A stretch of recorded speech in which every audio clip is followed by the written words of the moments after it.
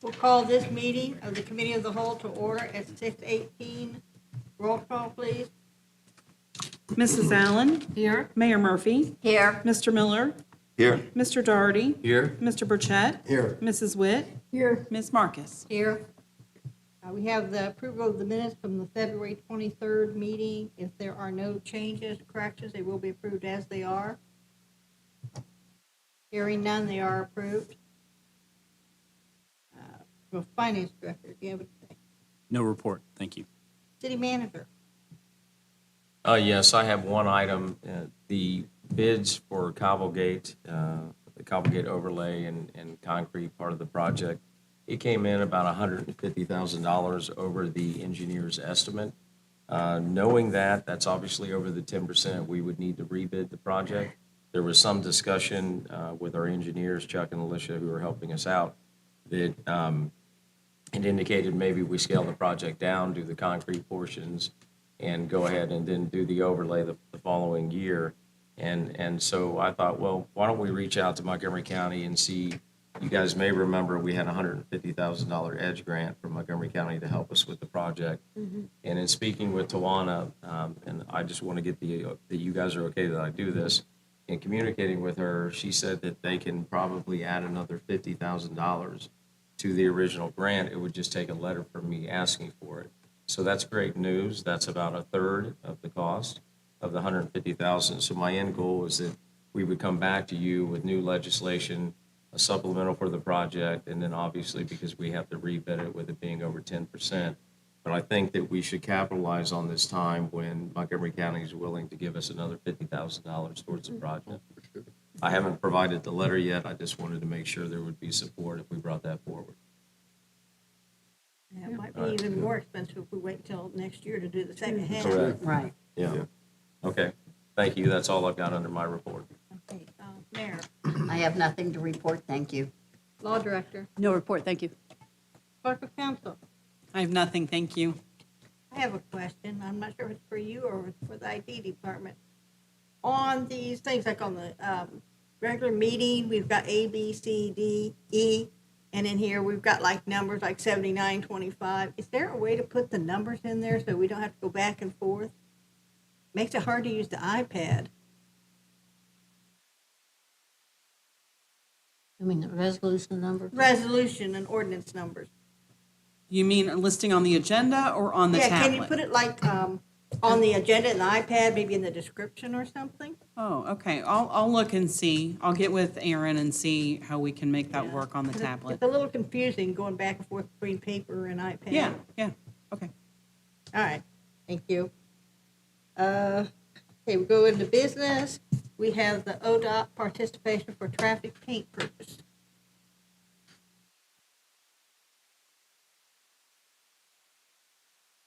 Chris?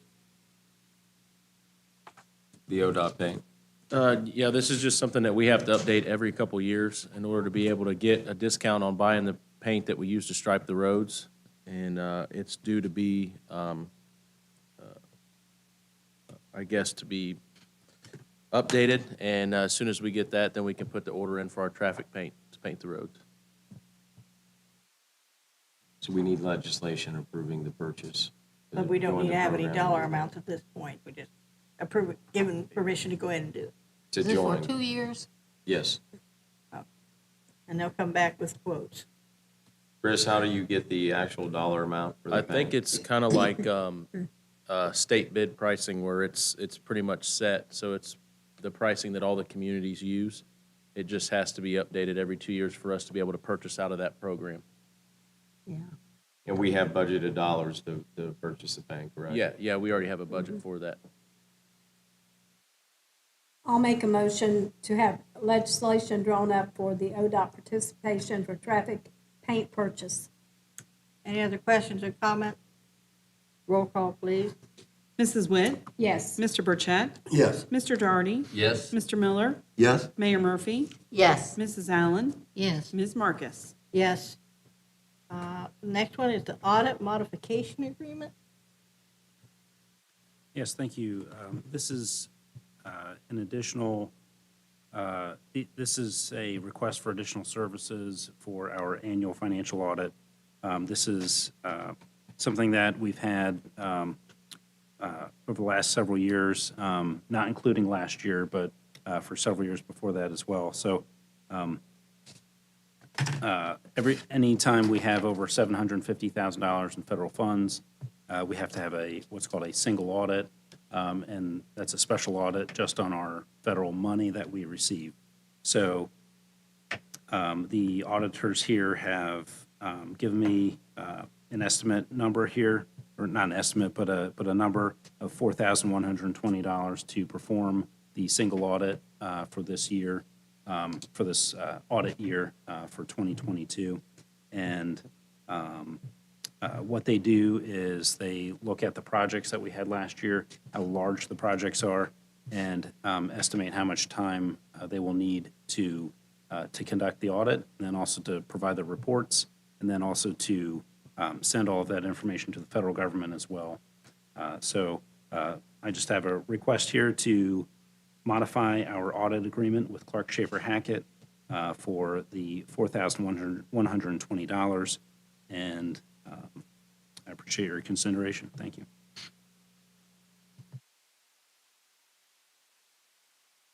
Anybody make a motion? I'll make a motion that we modify the audit with a price of $4,120. Any other questions or comments? Roll call, please. Mayor Murphy, Yes. Mrs. Allen, Yes. Mr. Miller, Yes. Mr. Burchett, Yes. Mr. Doherty, Yes. Mrs. Witt, Yes. Ms. Marcus. Yes. Next one is the legislation request for purchase of monitor defibrillators. Yes, ma'am. The Fire Division is requesting legislation so that we might purchase 2 LifePak 15 monitor defibrillators. They are replacing 2 that were purchased in 2014. They do have about an 8-year life expectancy. These new monitors will allow us to monitor things on patients that allow us to give different drugs to assist with the patient care. Also, about 99% of patients that are transported by us are actually hooked up to these monitors because they monitor blood pressure and pulse and pulse oximetry and things like that. So they get quite a bit of use out of them. I'll make a motion that we have legislation drawn up for the purchase of the monitor defibrillators. I think this is the $85,000. And wasn't that higher than what it was expected? Yes, ma'am. So it was part of tonight's, where you voted earlier on the supplemental appropriations. It was part of that, and also joining the SAVIC buying group. That was part of both of that you already voted on earlier this evening. Okay. Anybody else have any questions or comments? Roll call, please. Mrs. Witt, Yes. Mr. Burchett, Yes. Mr. Doherty, Yes. Mr. Miller, Yes. Mrs. Allen, Yes. Mayor Murphy, Yes. Ms. Marcus. Yes. Next is the credit card policy update. Yes, thank you. This is a housekeeping item. The state requires local governments to have a credit card policy and approved by council. And so we were just going through the list of approved positions that can have credit cards and determined that there were 2 that would benefit from having a city credit card. That would be the Human Resources Administrator and the Deputy Police Chief. In addition, I added some brief language here allowing us to issue cards to employees who are temporarily assigned to positions on the list. And just to put that in writing is something that we have done before, but we just wanted to make sure it was in the policy. So just like I said, just a couple of housekeeping items here for the policy. And so I'm just requesting legislation for the next meeting to have to approve the updated policy. I didn't hear the 2 that you wanted to add to. The 2 positions, it's the Deputy Police Chief and the Human Resources Administrator. The only question I have, It says council shall appoint a compliance officer. Did we do that? And who is that person? But it says it cannot be Cannot be the by No, finance director. Right, so when it was initially adopted, the compliance officer was one of my employees, and he has not changed. So he Oh, is okay. he is performing that role as the compliance officer. Okay, I just didn't Sure. know about it, that's why, when I read it, I knew we did it. Yeah, I was wondering the same thing. okay. Well, I'll make a motion that we update the credit card policy and add the two names that were missing, the deputy police chief and the HR administrator. Any other questions or comments? Roll call, please. Mayor Murphy? Yes, Mr. Miller? Yes. Mr. Doherty? Yes. Mrs. Allen? Yes. Mrs. Witt? Yes. Mr. Burchett? Yes. Ms. Marcus? Yes. National opioid settlement discussion. Thank you. That's my item. So council may remember, I believe it was last year, that you authorized the city to participate in the national opioid settlement with the distributors of the opioids, which was Johnson & Johnson, McKesson, et cetera. And that was the One Ohio Settlement Agreement that was adopted through the Ohio Attorney General's office.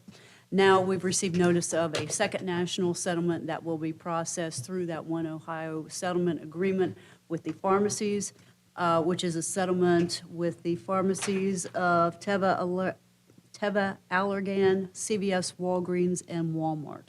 So what we're requesting is legislation for the next meeting, similar to what we adopted with respect to the distributors last year, which would allow the city to participate in this national settlement with the pharmacies for the opioid epidemic. And then we just need a motion for legislation for the next meeting. I'll make a motion that we have legislation drawn up to participate in the national opioid settlement. Any other questions or comments? Roll call, please. Mayor Murphy? Yes, Mrs. Allen? Yes. Mrs. Witt? Yes. Mr. Miller? Yes. Mr. Doherty? Yes. Mr. Burchett? Yes. Ms. Marcus? Yes. The next one is the 2023 paving program. That one's mine. This is regarding the annual street improvement program that is sponsored, paid for by the city, the plan that's been put together by the engineer, and in essence is the result of going to bid here recently. For this year's paving portion of the street improvement program, it would include the paving of all of German Village, Infirmary Road, both parking lots for Pinnacle Park as well as the path through Pinnacle Park.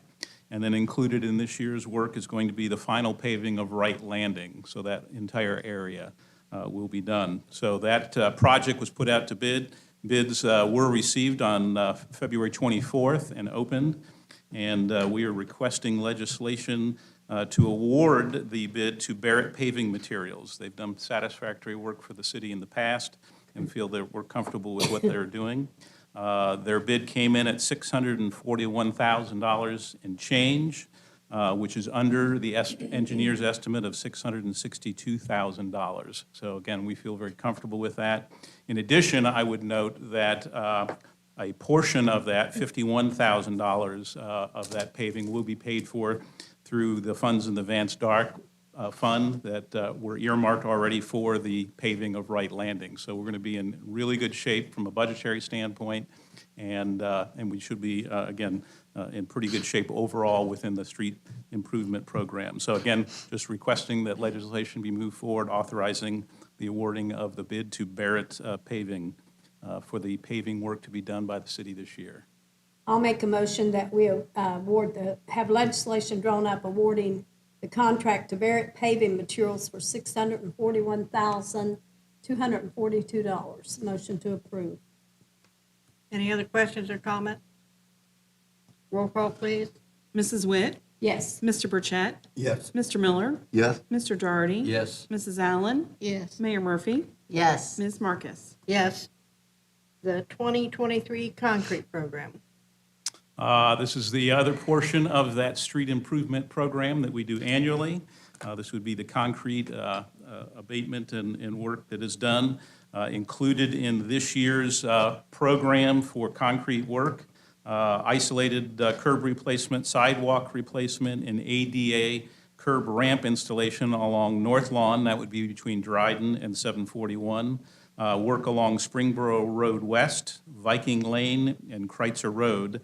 And then a section of concrete would be installed on Springboro Road West near North Lawn as well. For this portion of the program, the bids were put out, and we did receive 3 bids on February 24th as well. In this case, the low bidder was L.J. Deweese. They came in at $452,800. Now, the engineer's estimate in this case was $423,000. That is within the 10% threshold, but again, I would go back and just remind you that because of the savings that we did through the paving program, that we really still will come in under budget. So in this case, we're requesting legislation for the awarding of the bid for the concrete program to L.J. Deweese Company, Inc. for $452,800. I'll make a motion that the necessary legislation be prepared for the 2023 paving for concrete program. Any other questions or comment? Roll call, please. Mrs. Allen? Yes. Mayor Murphy? Yes. Mr. Miller? Yes. Mr. Doherty? Yes. Mrs. Witt? Yes. Mr. Burchett? Yes. Ms. Marcus? Yes. The next one is the CRHC/TIRC review. Yes, this is an annual housekeeping item, and Matt and I collaborated together on this, kind of shadowing, so he'll be taking it forward in future years. The CRHC is the Community Reinvestment Housing Council. The TURC is the Tax Incentive Review Council. The TURC is actually managed by the County Auditor's Office, where they do a cursory review of all of our pre-94s. Those would include the houses in Wright Landing and Pinnacle Ridge. And then they do a more detailed review where there's job pledges and payroll and employment levels for the 7 abatements that we have on the east side of the river, where, we negotiate with businesses, and provided their pledges are held, they support those as well.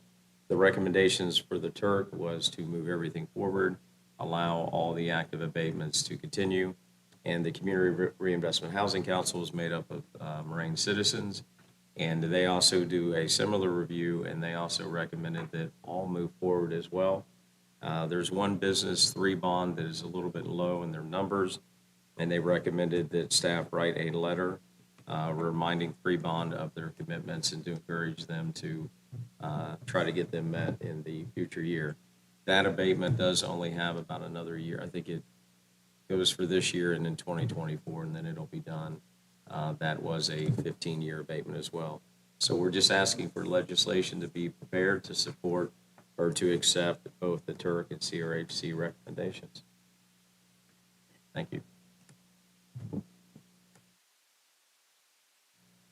I'll make a motion that the necessary legislation be prepared as outlined by the city manager. Any other questions or comments? Roll call, please. Mrs. Allen? Yes. Mrs. Witt? Yes. Mayor Murphy? Yes. Mr. Burchett? Yes. Mr. Miller? Yes. Mr. Doherty? Yes. Ms. Marcus? Yes. The next item is the EMS billing discussion.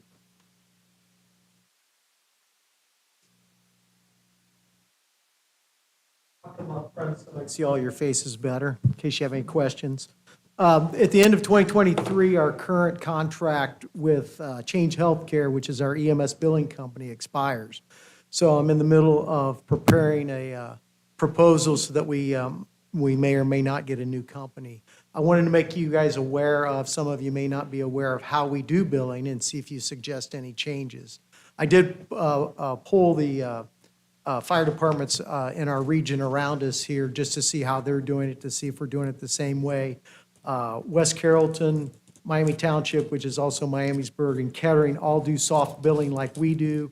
The city of Dayton does refer some accounts for collections, but if they are not collected, they don't take them to court, and it does not affect the person's credit rating. Currently, for non-residents, we bill a full amount of service, which could be for a basic call, $525, an advanced call, $735, our advanced two call, $891, plus we charge for mileage, which is $10.49 per mile. Non-residents can receive up to 3 invoices for the total amount of the remaining that's not paid by their insurance. If, at the end of the billing cycle, if they don't pay it, then we just don't collect anything. It goes no further, it's just dropped. Residents, they pay through insurance only. They should not receive any bills. They may receive correspondence from our billing company if the hospital doesn't have any insurance information or maybe incorrect information. They will contact our residents with a form letter that basically may show the amount that's needed and ask for insurance information. And that's currently how we do it.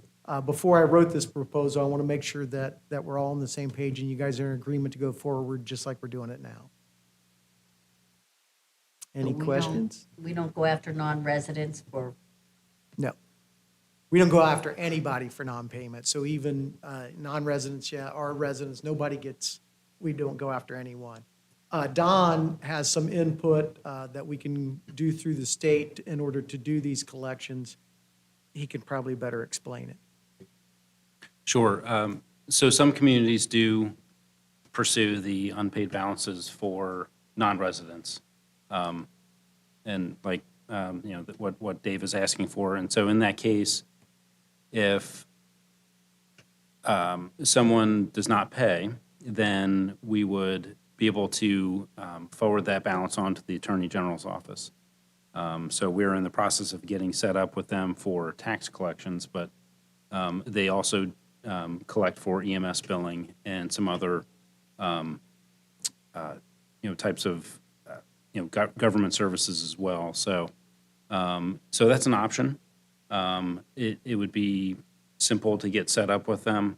The billing process that we already have is sufficient. It meets all the requirements for notice and timing. For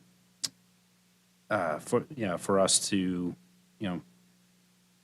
acquire the services through the state, it would just be a letter, something in writing to sign up with them. So they would add a collection cost onto the amount that's owed. They would add their 10% onto it.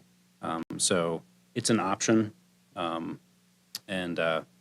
it's just something that, we want to bring to you as just, it's an option. is there a lot that don't pay?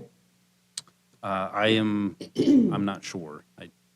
Perhaps Dave, are you Dave aware could of that? answer that. We have a history of having quite a few non-payers, but so does City of Dayton, so does Miami Township. I mean, we're kind of the area we're in, we have that happen. A lot of the people we don't collect from is mutual aid to the City of Dayton. I'm not sure how much more money it would bring in and whether or not, I am unsure of whether or not the billing companies would add another expense or lower our percentage or raise our percentage of what it costs for collections. I'm not sure how they would handle, because it is an extra step for them, correct? They would be the ones that would have to forward that information. I'm not 100% clear on that. I think we could send it to them, but it's just very basic information that the state requires. But I did want you to know, none of the other communities except for Dayton go to collections, and if they don't collect it, they don't take them to court, they don't pursue it further. But Well, and one thing we would have to keep in mind, if they're from a company in Moraine, they're paying taxes. And I would hate to see an employee that lived out, an employee of, let's say, FIAL. Something happens, they use our ambulance service and they get Is They that get what you're sued talking? Is it? because they're Well, paying taxes. since she brought that up, one of the responses I did get from Kettering Fire Department is they don't pursue anything with their people who work in their city Exactly. either. They don't, Right. Because they're paying taxes. they don't send like them we any do. bills either, so. Yeah, okay. And it'll probably get to the point that we're just chasing a rabbit, Right. we're not going to be able to collect at the end of the day. possibly. Insurance and Medicaid, Medicare is Right. where all the money comes from. Right. You know, we do get a few times a year, I'll see where, because of overpayments, I'll see where we have good-natured people out there who, you know, they'll pay every 2 weeks, they'll send a check. I've seen that before. So, I mean, there are people out there that do that also. Right. To, you know, try to pay their bills off. But I just, you know, I don't know Yeah. if we need a decision tonight, but I will need one soon so I can write it. But I just wanted to bring it to your attention. If you do want to make changes, I need to know that before we go forward. I'd say leave it like it is. Yeah, that's where Yeah. I'm going with it. Yeah, I'm wondering if we did go in billing, try to collect it, how many people Well, I just actually be didn't- able to pay? I just didn't know, was there a lot of people that weren't residents? I mean, that's the only thing I asked. And there's Why? other things we can do, and we haven't done Yeah. it. The amount we Well. charge is just what's recommended by the billing company, because it's Right. what's accepted. But you can always charge even more, and then there'll be people out there that pay it. So they've given us several ideas, but we've typically just done what the Yeah. other communities in the area do. Right. Except for Dayton. The other thing I did want to make you aware of, and that we run into this with complaints several times, is a couple hundred times a year, we have to call for mutual aid into the city of Moraine because we don't have medics available, we're Right. busy. Yes. Those people get billed by those communities, and we get those complaints. It's like, I pay taxes here, I'm not supposed to be billed, and it's like, that wasn't us, you know? Right. But all of them soft bill except for the city of Dayton, so if it's not the city of Dayton, you get 3 bills and let it go. Okay. So in essence, our people never have to pay any. Correct. If they have insurance, it's just handled through that. So we don't need a resolution or anything. No, I just wanted to, if you had any changes you wanted to Yep. make, then we pursue it and maybe give you a couple of options, but if you're just happy with the way it is, and I think Don could probably give you the figure on what we collect yearly. I think it's around the $300,000 mark, something like that. No, this year we're looking at between 450 to 500,000. Well, yeah, we were a lot busier. But, so yeah, it's a big chunk of money that comes in, but, yeah, I'll but say if you're keep it as it satisfied, I'm is. good with that, and then I know how to write it. Yep. Thank Do you. we, do we need like a voice vote or something if we want to keep it as it is? No, you can just, you've Just given leave him it We all direction, kinda so said, that's. yeah. I think that's all he was asking for. Okay.